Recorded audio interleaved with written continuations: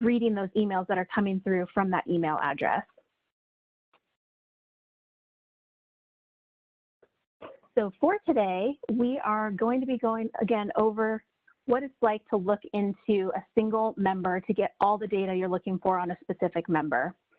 So we're going to be looking at things like personal contact information, diagnoses, medications and immunizations, claim histories, and more. So before we get kicked off, I'm going to switch over to the tool.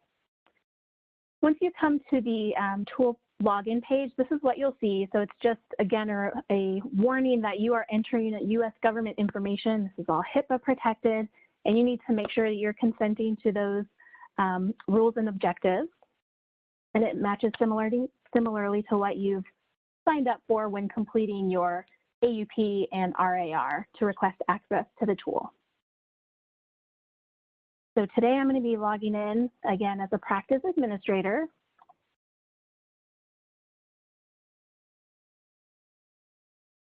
And when you log in as a practice administrator or a care coordinator, you're directly going to be launched onto the Care Connect Pro dashboard.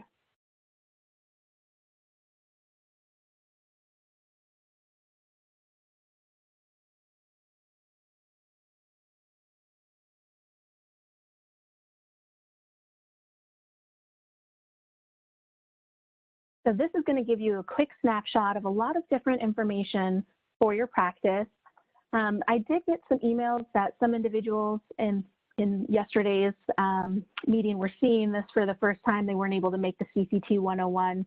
So just as a quick overview, I'm going to give a few orientations to this tool, but we will be posting that CCT 101 course to our CCT learning page probably by the end of today. So you'll be able to go back and watch that this week if you missed it last week. So just as a quick overview, on your left-hand side, we have this menu that's going to take you to a lot of different places. So there's the care management with member search, contact outreach, general notes, interventions, assigning members, which is only for practice administrators, and then that ADT feed. We also have member management, and this is really where we're going to be focusing today. Because it's all about a specific member. So looking at a member's care plan, care note summary, episodes which are related to ADT, health tracker, medical care, and the member's profile. And you'd also have the option to select reports. The reports we're going over tomorrow, ADT we're going over on Thursday. So more to come on that front. We also have these navigation icons over here to your upper hand right. So this grid would just get you back to either logout or settings, and this abstract grid would bring you back from anywhere you go back to the care dashboard, so this landing page. You also have a message center, the home button, and then an alert feature. So just wanted to orient you all that may have missed that CCT 101. Yesterday we focused on the overall member panel. And today we're going to be diving deeper again into specific members. So I'm going to kick us off by going into the member search under care management. And we're going to look up a specific member. So when looking up a specific member that you have in mind, you have a few ways to look for this individual. You can search by their name, their MCO member ID. You can look up their date of birth or their social security number. For this purpose, I'm going to be looking up by a specific name, and then we will click this magnifying glass search icon.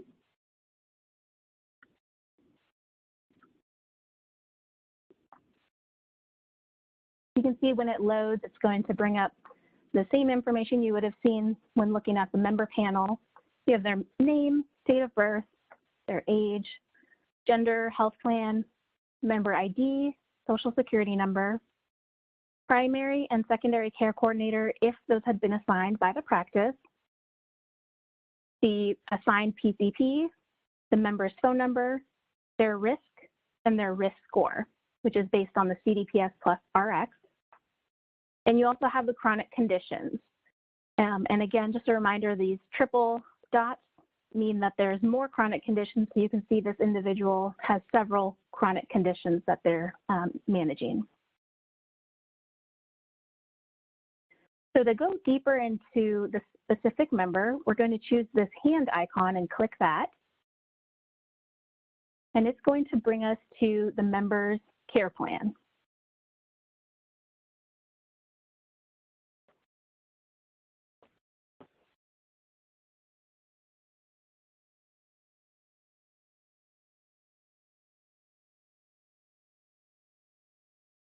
So the member care plan has a wealth of information. We're going to spend a little bit of time just looking at all the detail here. So first, I just want to call out this top row, which has a lot of orienting information. So first, there's going to be an icon for the individual's gender, and that's going to be right next to their last name, comma, first name. It'll also show their date of birth and their age, their preferred language, if they have any known allergies, their CDPS plus RX risk stratification, and this is designating that this individual is alive, and it would also have their smoking status. Smoking status is not completed or updated by claims, I should say. This has to be updated within the tool itself, and I will show you how to do that a little bit later in the session, but automatically everyone shows as a non-smoker unless you go in to update that to make them a smoker. So we also have this little caret here that we can click on to get a bit more information. You can see that it shows the individual's address, their phone number, and it also has the THL they're associated with and their phone number.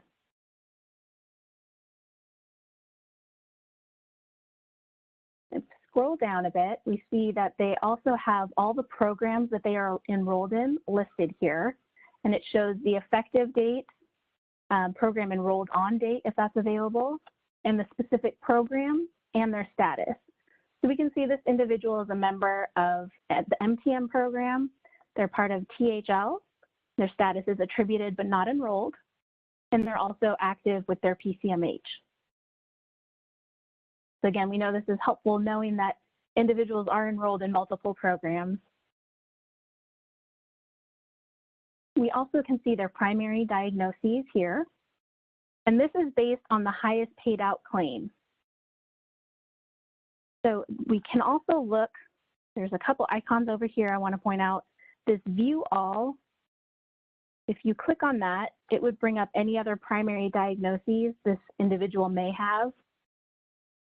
So this individual only has one, but if they had multiple, you would be able to see what these the diagnoses were, when they were added, and the last update.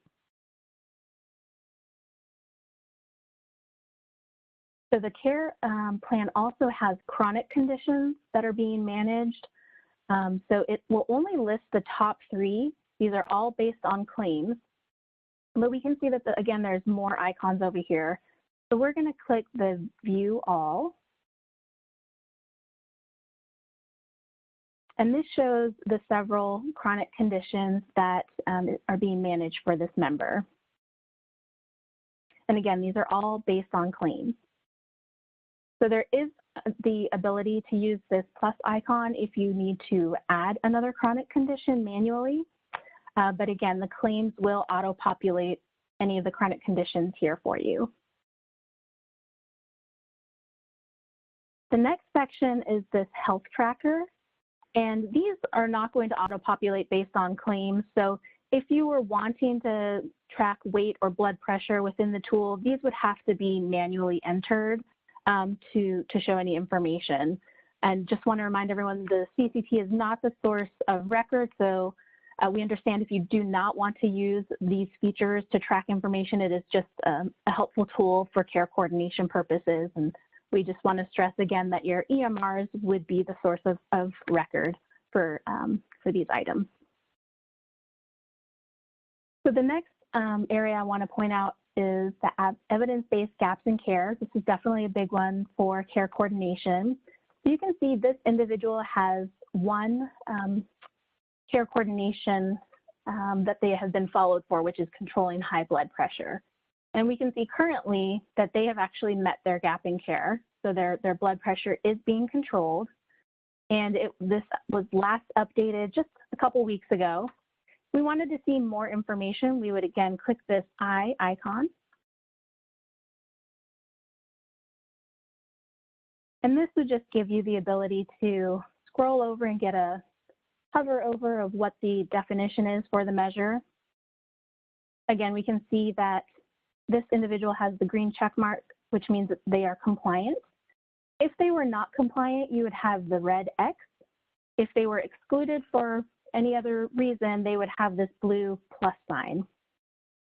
We can get a bit more information if we click on this little hamburger icon to the left.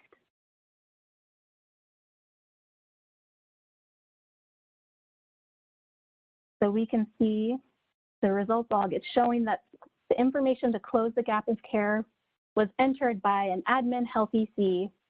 In the live tool, it would actually show a person's name, but since we're in a training environment, it's just the admin. If this gap was still open, this is the same way you would close it, by clicking on that hamburger icon, and you would come in here and enter the required information to indicate that it had been closed. So you would need to choose the date of the procedure or the recording of blood pressure, whatever the gap happens to be, the source of the information. So if it was from the provider, or you saw this in their EMR, an outside lab, or the provider paper chart, what have you, you just enter that source here. You'd also want to enter whom this was performed by, the procedure description, and the result status. So whether they are now compliant, if they're non-compliant, or if they've been excluded for any of these three reasons. You do have the ability to attach a report if you would like to. And then most importantly, you would need to attest and sign this, that you are validating that what you're entering is accurate. So you would need to click this to sign, and then you would be saving. And once you would save, then it would be showing as compliant if it had been non-compliant, and vice versa.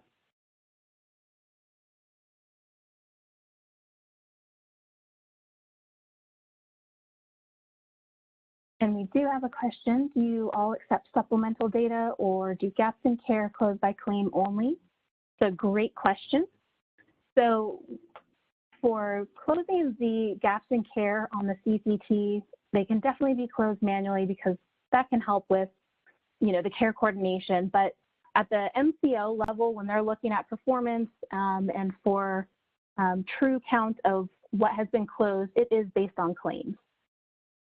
So anything that was closed manually would have to have a claim followed up to make sure that was closed at the MCO level. All right. So our next section over here in the care plan is the medication list. So this is going to show the top 3 medications that they are currently on. Again, we have this eye icon to click for more information. And we can see this individual is taking a lot of medications that are listed as active. So you'd be able to have this list here. Excuse me, there is also the ability to add a medication. If you're going over the medications and see that maybe something is missing and you think it would be helpful for coordination of care for others to know about it, you would be able to click on that plus icon and go through the steps to add the correct medication. And once you completed all the steps, you would just click save, and it would add the record here. The source shows up as claims. Again, these are all based on claims. If it was manually entered, it would be listed as manually entered here.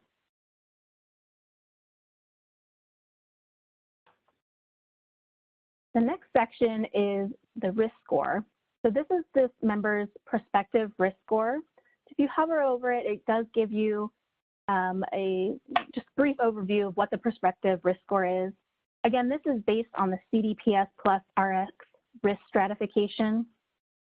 And for those that may have missed yesterday, our CCT Learning webpage does have a PowerPoint presentation on the CDPS risk adjustment.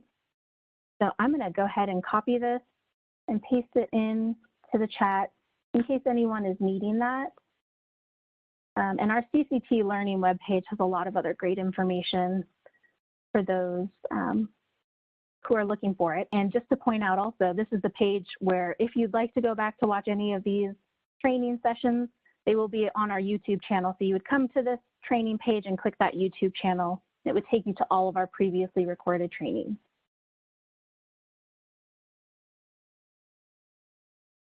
Allie. All right, so yes. Hey, Allie, we did have a question in the chat. What if a medication was DC? So if a medication was discharged and we are updated by the claims, it would be taken off here. Let's see. But you can see there's this little edit icon. If you know that they're going to be taken off this specific medication, you can change it to inactive if you know that that has been removed from their list. And then you would just click OK to save it. And then you'd again save with the little floppy disk icon. And the member information was updated successfully.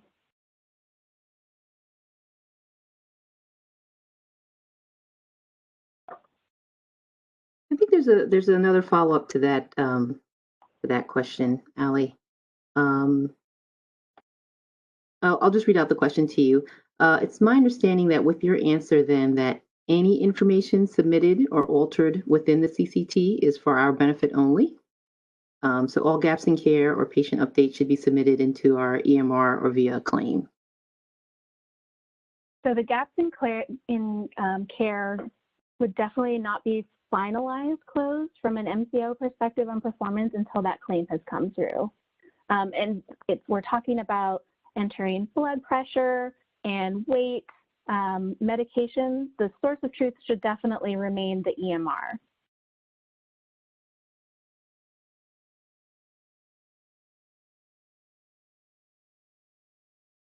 And I do see a question. They're wondering if this member is part of a PCMH and THL. And actually, I will get to the care team in just a minute. So great question for that.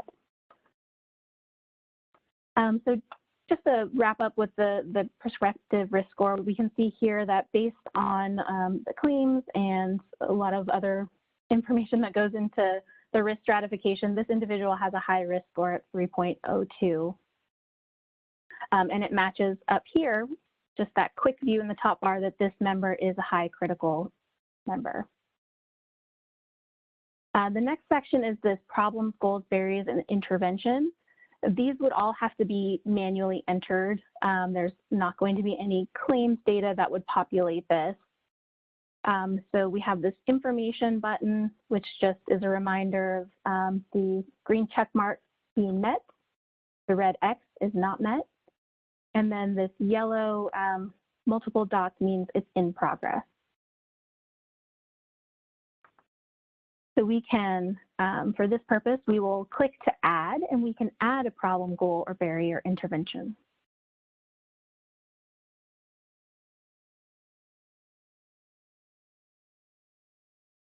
Okay, so from here, it gives you several items to enter. So we'll start with the problem, and you'd be able to select whatever, the issue might be. We can do some adult failure to thrive for this example purpose. And the goal would be to maybe decrease barriers. I mean, you can select multiple here. Decrease barriers to the treatment plan of care, decrease hospital readmissions, improve access and coordination of care. However many you need, you just enter all of those here. And then you could go into selecting what some of the barriers would be. And you can see there's a lot of different barriers to choose from. So we'll just choose lack of support system and a couple others to show. Again, we can choose a lot of different information for this. And then you'd want to select some of the interventions. And again, there's a lot of different interventions to choose from, and you can select multiple to address these. Okay. So let's do a few here. And then you can say when the plan was started. So it's going to auto-populate today's date. And if you have a goal date in mind, you'll be able to enter that here.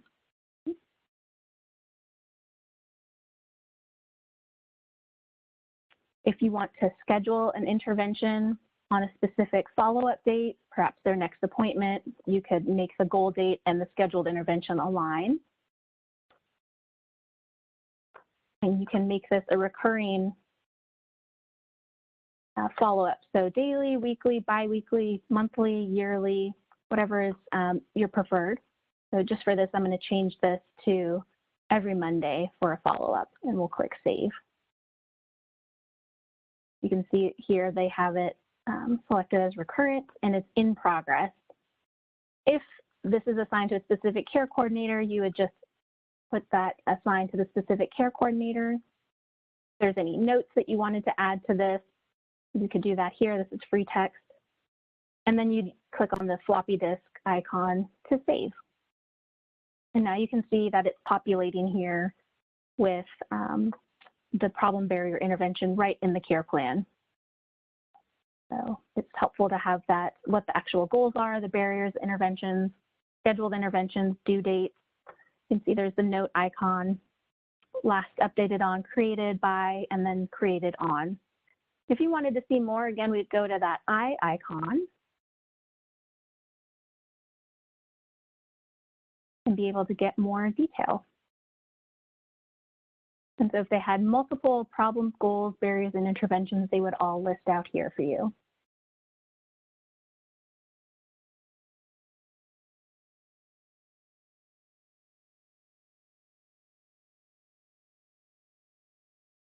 Okay. Yeah. Hey, Allie. Mm-hmm. Hi. Someone had a question about the medication list. And if removing the medication list, excuse me, from the patient list, would that remove a patient from a medication adherence measure? So it potentially could. You definitely don't want to remove it if they are still taking the medication. We want to make sure it's as accurate and up to date as possible. So again, definitely would not recommend changing it unless you are certain that the medication has changed.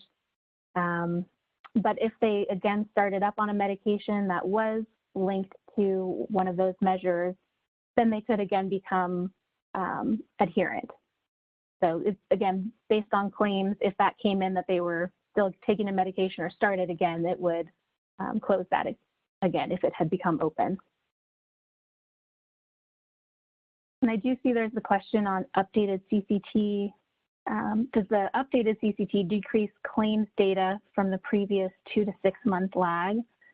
So unfortunately, the claims data is going to be closed once we get the claims. So if the claims aren't sent for several months, we're not going to have that in the tool.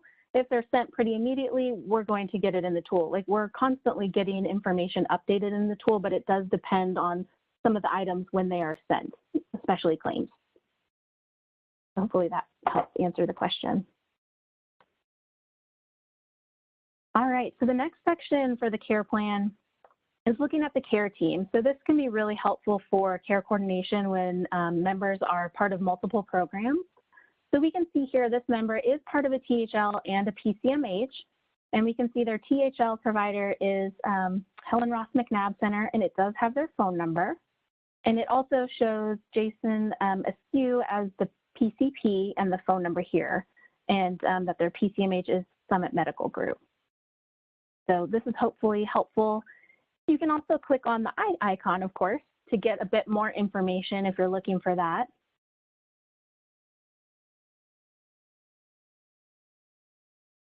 And again, it's kind of going over the same things we saw here, but if you wanted to add another care team member, you could do so here.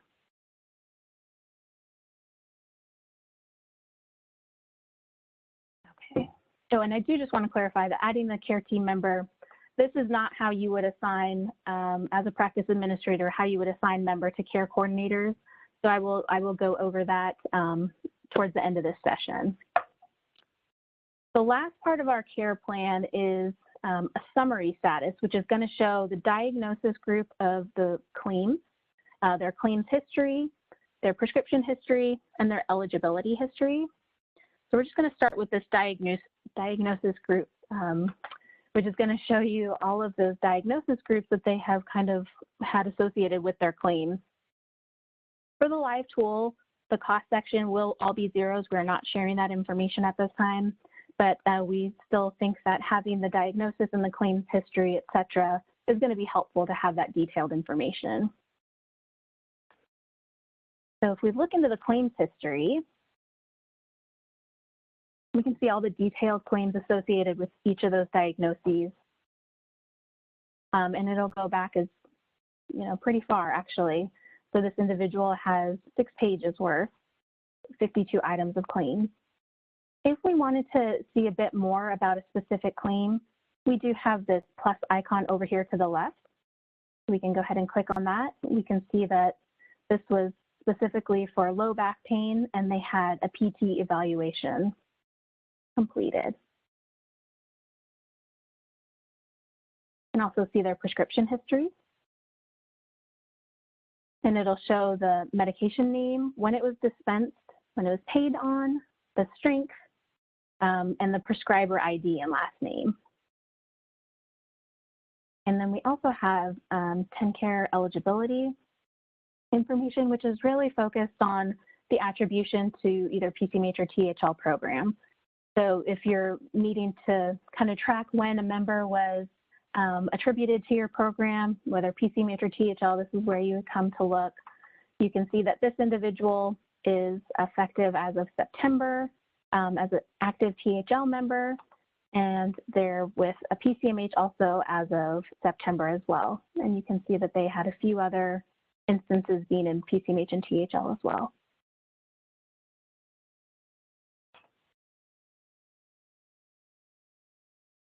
Great. All right, so the next piece, just going to scroll back up here.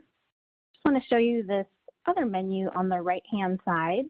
So we do have these triple dots here with a few other items that you may be interested in, which is just returning to your member search. If you had chosen this specific member from the member search, this would just take you back to your search. This would take you to contacts and outreach section. Then there's an intervention section, and assign members, which would be assigning to care coordinators, and that is for practice administrators only. And if you wanted to log any time spent on case management services, which again is not a requirement, but some individuals may find helpful. The other one I wanted to point out that may be most helpful is this little print icon. And so if you're wanting to print the care plan to review with other team members, you can do so here. You would have the ability to click specific sections of the care plan that you're wanting to see, or you can select all and make sure that everything on the care plan is printed for you. And then you would just click this print icon and it will export to PDF. There's no way to export this to Excel for further data manipulation. This part of the tool would not support that. It'd just be the PDF. So we can see, and let me just make this a little bigger for you to read. This is a pretty big plan. It's 15 pages. So if you don't want all of the information, I would recommend to select the sections that you're most interested in. You can see that this has the personal details, which would be like the name, some of the demographics, where their PCP is, has the programs that they're enrolled in, and then it has their clinical profile, which would be their primary diagnoses, chronic conditions. If anything had been entered from the health tracker, such as weight or blood pressure, it would show up here. Then it goes into evidence-based gaps in care, anything that they were eligible for and whether it was in compliance or not. Also have their medication list. And for this individual, it's pretty long. So again, if you're not wanting to print out the medications, you may want to make sure that you don't check this box. Then it goes into the problems, barriers, and interventions. So the ones that we had manually entered are showing up here. They'll show those diagnosis group descriptions and then the claims history here. And this individual does have a lot of claims. So again, if you're not wanting that detail, make sure you don't check that box.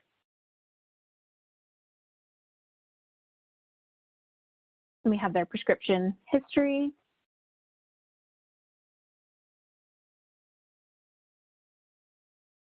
And I did want to show you this last page, which has some good information. So it has that eligibility that we had talked about on that last tab for attribution to THL and PCMH programs, and then their care team for each of those programs, which can be helpful for care coordination.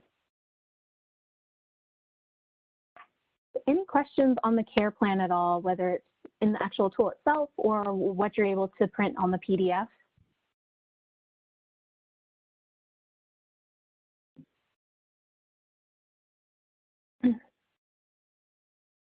Okay.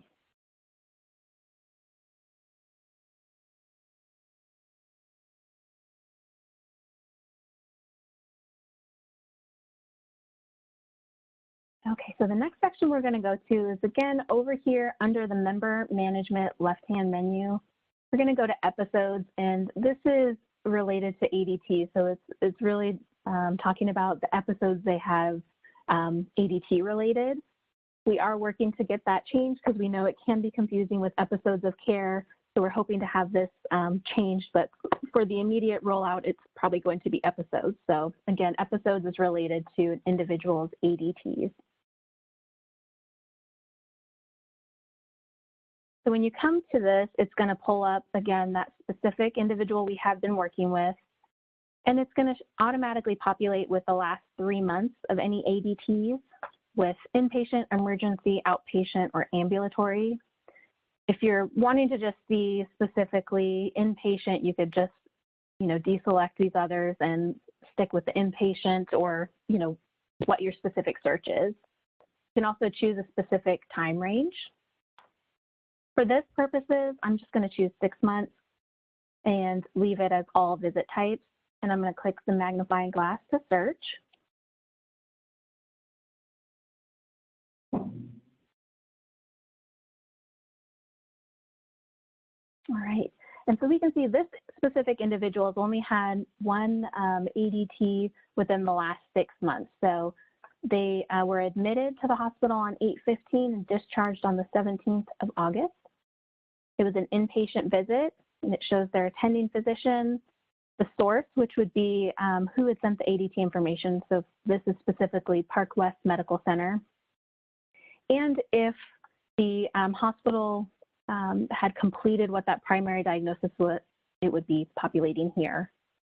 So to get a bit more information, we're going to click on this hamburger icon next to the listing to get more information. And this is going to bring you to a page where you can get a wealth of information as long as it had been sent over. So episodes and details is where you're probably going to have the most information.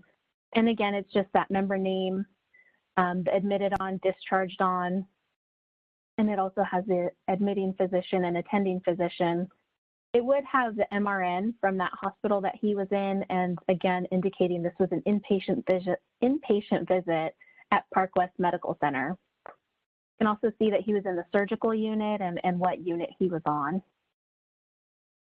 Any medical documents that had been completed would also be available here. If they had entered any notes, they would be available here. So we can see that there are a few home self-care discharge items and then a primary diagnosis related to them.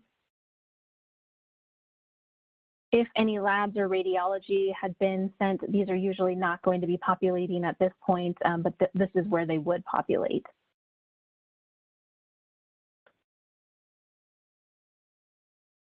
And so this is just kind of a quick preview on ADT, the actual ADT section, to see all of your members who have had an admission, discharge, transfer, discharge from the hospital, I know is a big one we had a question on.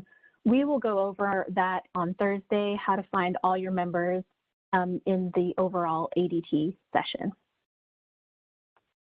So any questions on looking up an individual specific ADT information? Hey, Allie. Yes. We had an earlier question about the care plan that you printed off. The question is the care plan appropriate to distribute to patients? I think that would be a call based on your organization if you're wanting to provide that to a patient. I mean, there's nothing preventing you from doing that. You'd want to make sure you're selecting the most appropriate boxes. It would also be appropriate for any care coordination meetings you're having internally. But I would say that the call of giving it to a patient would be up to the organization. And then I do see I received a private question if it's possible to get the presentation on how to do the care plan emailed to us. So we will be posting this video on our CCT Learning webpage so individuals can go back and review that. So rest assured that will be available probably later this week.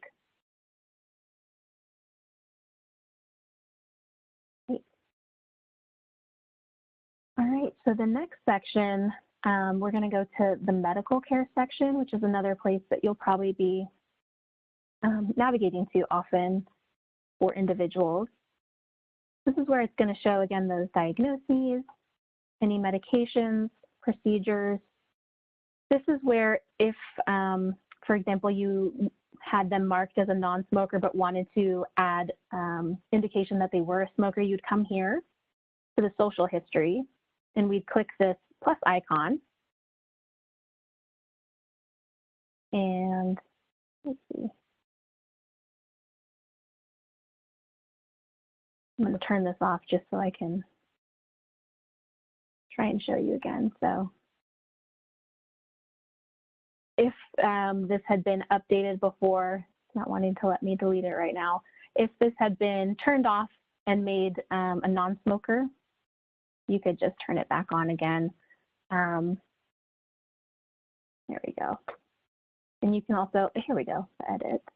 Let me, there we go. So it'll give you the smoking status to choose from, whether they, yes, are indeed a smoker or no, they are not a smoker. You would then be able to select how often they're smoking. So are they heavy tobacco smoker? Is it a light tobacco? Is it maybe current status unknown, but you believe they are smoking? Whatever your choice is. If they are smoking, you can put in packs per week. Just going to put in 1 for this example. If they have a history of smoking, you could put in their length of time smoking. It's going to automatically populate today's date as the date recorded on. If there's any other notes you wanted to add, you'd put them right here. And then you'd click the floppy disk to save.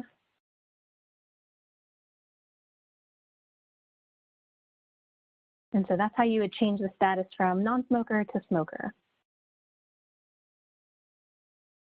So for our clinics that take care of our pediatric population, this is also where you'll come for immunization information. And so of course, we're currently in an adult members profile, so we don't have any immunization data, but I will come back shortly with a pediatric member so we can show you what that information looks like. Any questions right now on this specific section? Yeah, Allie, it looks like there's a question on why is an A&D issue under social history?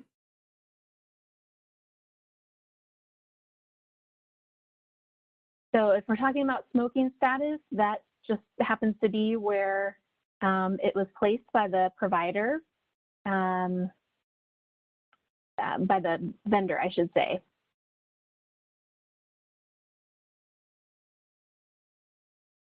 And then for this question on immunizations, I'll definitely get to that when I come back with our pediatric member.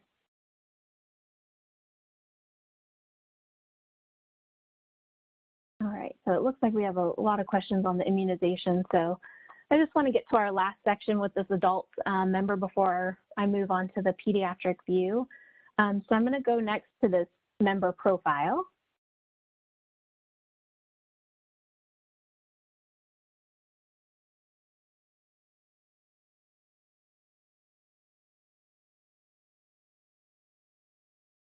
And this is where you're going to find a lot of great information. So you'll have their demographics, their contact information, you'll have their social security and MCO ID again, and which health plan they are attributed to.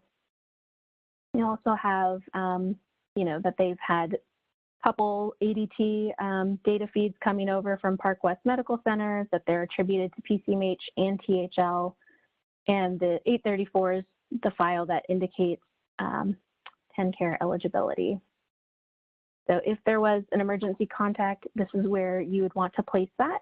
And you could click the add icon to add. If you wanted to, let's say there were 5 listed here, you could click the view all with that eye icon to see all of them. Okay, you'd also be able to see any, again, those emergency contacts if there were any added. Physicians listed, facility, social history, family history, legal documents, and insurance are all manually entered items. So this is just that basic overview of the profile. Now we're getting a little bit short on time, so I do want to bring us back to the medical care section, but with a pediatric member. So what I'm going to do is go back to our member search.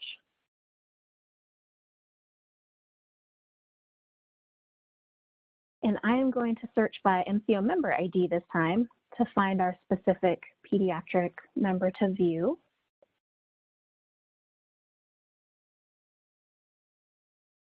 And so it brought up our 2-year-old male patient. We're going to click this hand icon, and it will select the member and take us back to that care plan.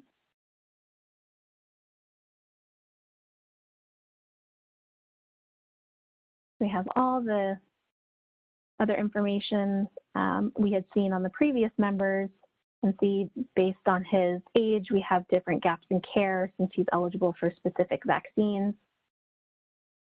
And so let me take you back to that medical care section to show the immunization section specifically. So the immunization section is going to be populated based on claims, but we also now have a connection to the tennis registry. So any information on new immunizations completed by a tennis are going to populate here. We do not have a reverse connection to tennis though, so you're not going to be able to add any immunizations here and have them sent to tennis. That still has to be done with the same procedures followed now to get into the tennis registry. So again, this immunization section is populated by claims and the tennis registry. So we're going to click this, again, view all icon, and it'll give you the detail on all of the different vaccines or immunizations that this individual's had. So we can see that for this training purposes, we did want to show what it would look like if it's not administered. It would have this red X through it. We can also see, and you can see the source is the tennis registry. We can also see that this individual's had multiple immunizations completed, so we have that green check mark here. And we can see all of these have come from the tennis registry. They were administered by this pediatric practice, and it'll show the name of the immunization here, the date it was administered, and that the status is successfully administered, again with that little green check mark. So any questions on the immunization section here?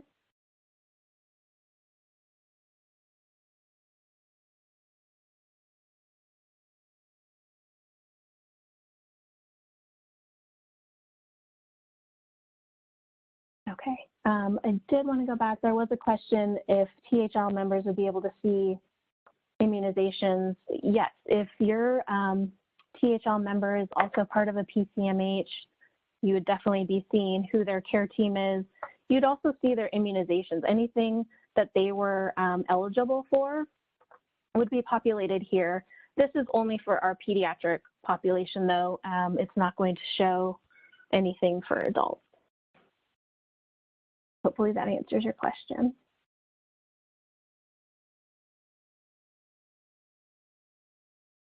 Okay, any other questions from this section or the care plan in general that we've discussed?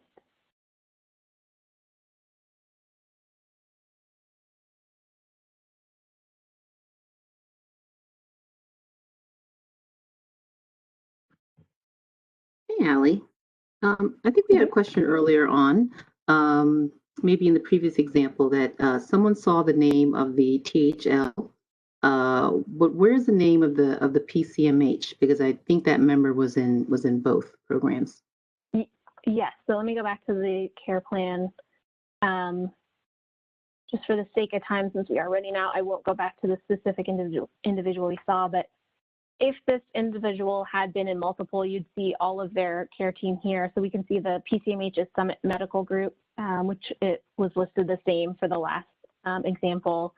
And then THL would be here as a provider type, provider name. So yeah, you'd see it under the care plan, under care team.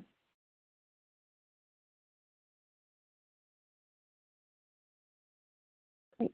All right, the last thing I did want to go over quickly was for practice administrators to assign members to care coordinators. You would come over here to the left-hand side, care management, and click assign members. And this is how you would choose specific members you wanted to assign to care coordinators. You're able to assign up to 2. So you would be able to choose a member name or their ID, date of birth, gender, program status, specific program, their health plan, or if you know they're already assigned to a care coordinator and need to maybe reassign them, you'd be able to do that. So there's a few ways that you can search. You can also search by provider if you maybe have 2 care coordinators splitting assignment between one PCP, what have you, whatever the workflow is for you, you'd be able to do that.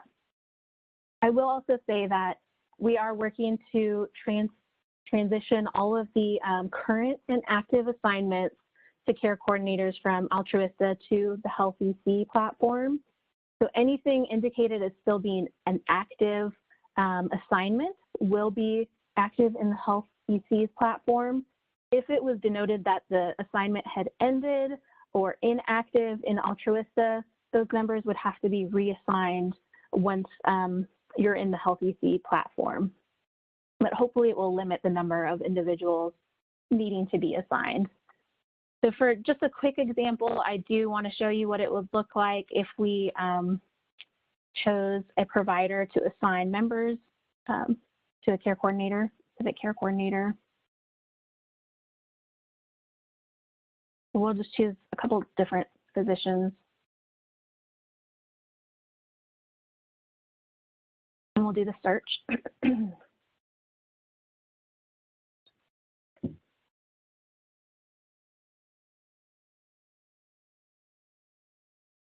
And so you can see we've whittled it down to about 87 members.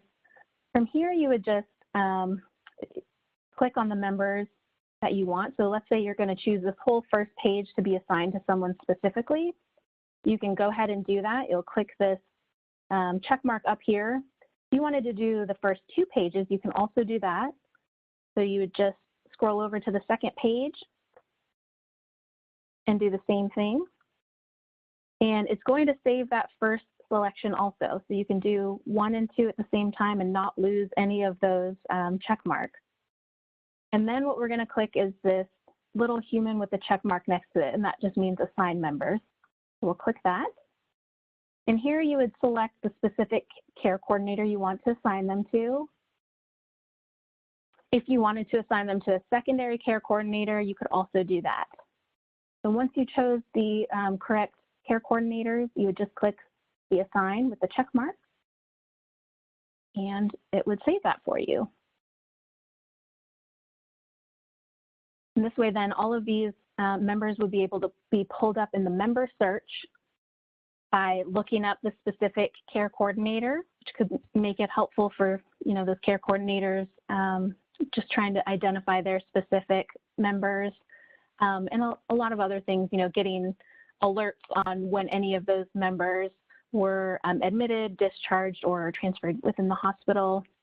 So a lot of good things that can come from assigning care coordinators. But again, we know not all practices want to do that. So, you're not required to do that, but it can be helpful, especially for those larger organizations. All right, any questions on assigning members as a practice administrator?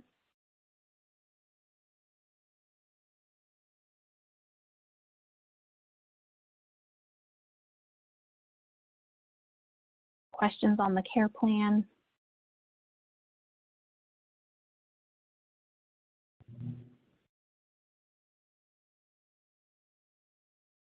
Okay, I am going to switch back.